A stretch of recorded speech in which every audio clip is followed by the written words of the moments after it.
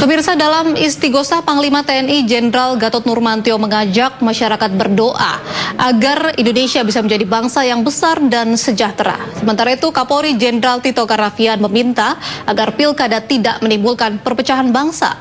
Ia juga menghimbau masyarakat untuk bersabar menunggu proses hukum kasus dugaan penistaan agama yang saat ini tengah diselidiki aparat kepolisian. Para hadirin jemaah sekalian, kita sadari bahwa kita bisa merdeka karena Allah Subhanahu wa Ta'ala. Kita bisa sampai saat ini, bangsa ini masih tetap bersatu karena ridho Allah Subhanahu wa Ta'ala. Dan pada kesempatan ini pun kita mengajak bersama-sama, nanti dipimpin oleh para habaib, para ustadz, para kiai, para ulama, untuk kita bersama-sama berdoa. Perjalanan bangsa masih sangat panjang. Tujuan cita-cita nasional kita masih sangat panjang. Cobaan bertubi-tubi pasti masih ada. Saya mengajak kita semuanya secara tulus dan ikhlas dan kusuk untuk bersama-sama dipimpin para habaib, para ustadz, para kiai, para ulama, untuk berdoa, memohon ridho Allah Subhanahu wa Ta'ala. Semoga kita selalu mendapat lindungan, rahmat, hidayah, mujizat dari Allah Subhanahu wa Ta'ala. Untuk itu izinkan para habaib, para ustadz, para ulama, saya mengajak kita semuanya berkonsentrasi, kusuk, untuk bersama-sama dengan saya meniru doa yang disampaikan, dipanjatkan oleh Nabi Ibrahim alaihissalam pada saat dibakar api Namrud.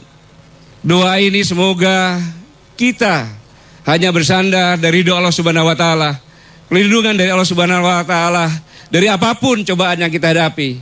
Dan selanjutnya kami mohon dengan sangat hormat guru-guru kami, para habaib, para ulama, para kiai yang berada di depan kita, membimbing kita berzikir, berdoa bersama-sama.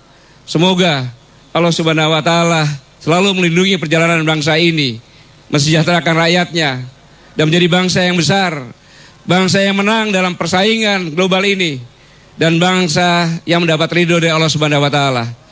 Sekali lagi dengan hati yang tulus kami mengucapkan terima kasih atas kehadiran para ulama, para alim ulama, para saudara-saudaraku semuanya, dan anak yatim di tempat ini.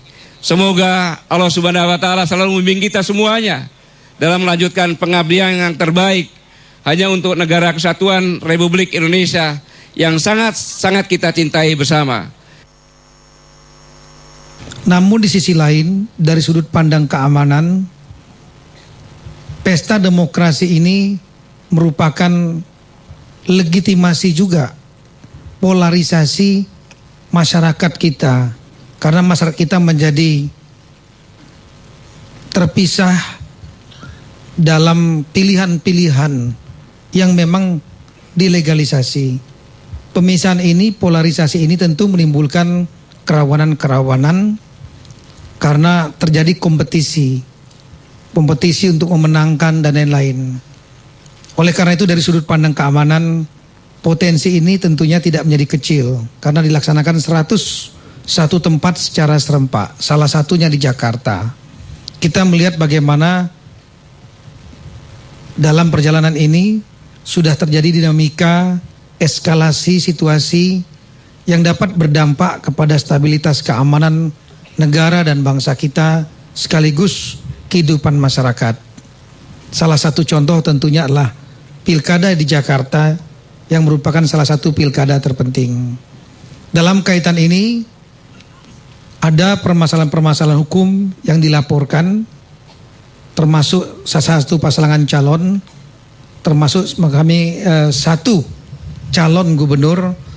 Maka saya mengimbau agar proses ini dikembalikan kepada proses hukum. Jadi tidak dicampur baurkan dengan masalah politik, masalah kultur, masalah suku, agama, dan ras. Saat ini proses hukum itu sudah memasuki tahap yang sudah mendekati tahap-tahap penting, yaitu penyelidikan.